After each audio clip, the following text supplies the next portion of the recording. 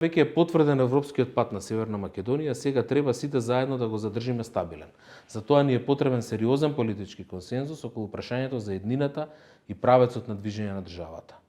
Не сега, туку во наредните 10 години. Тоа е темелот и предуслов за успешно заокружување на овој национален проект. Политичко обединување и гаранција дека нема да стагнира земјата и дека ќе продолжи да се движи на патот кој носи стабилност, просперитет, нови можности и уредена држава, во која има демократски функционални институции. Тоа е она што го бараат и сакаат граѓаните, тоа е единствениот концепт кој носи известност, реформи, фондови за развој на земјата и концепт во кој граѓаните веруваат. Затоа ова ќе биде година која ќе им потврди на граѓаните кој е искрен во намерите за трансформација на македонското општество на подобро, а кој бега од промените кои ги носи процесот на преговори.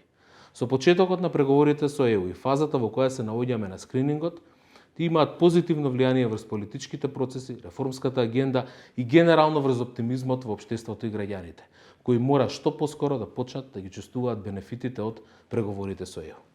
До сега, на моје особено задоволство, скрининг процесот тече непречено, се одвива со одлична динамика, онака како што предвидовме со Европската комисија.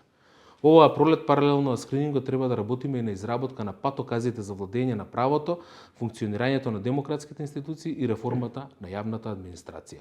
Но исто така и на успешно завршување на уставните измени пред завршување на скрининг процесот. Владата има јасен план и визија за европеизација и трансформација на македонското општество, која ќе овозможи земјата да се движи по зацртаната траекторија кон ЕУ.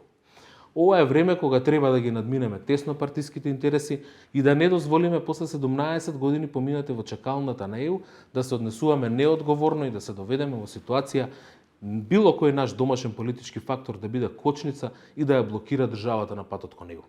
Единство и обединување се условите кои обезбедуваат светла и известна европска перспектива на државата и реална шанса 2030 година Северна Македонија да биде членка на ЕУ. Очекувам околу исполнувањето на оваа стратешка цел секој да преземе одговорност и да даде свој придонес во процесот. Не за владата, не за партијата, туку за државата и граѓаните. Со тоа несомнено оваа година за Северна Македонија ќе биде уште поуспешна од претходната и ќе ја завршиме со одржување на втората меѓувладина конференција и отварање на првиот кластер на преговорите.